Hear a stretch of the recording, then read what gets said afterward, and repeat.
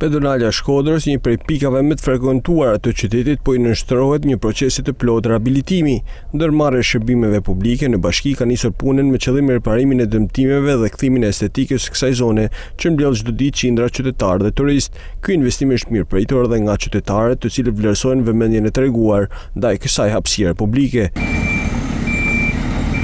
Punimet bukuria, nuk janë, edhe 3 vjet vijen e kanë, domethënë bordurën e kanë rregullu, edhe gropat i kanë mbyll, pllakat janë të riparu.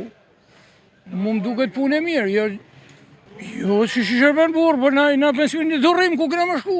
Më pëlqen.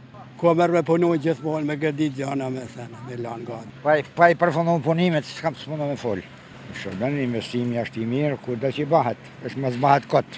Ndërhyrja ndërmarrjes së shërbimeve publike pritet të përfundojë punimet brenda pak ditëve, duke kthyer pedonalen Kolid Romeno të rihabilituar për vizitorët që zgjedhin Shkodrën këtë verë.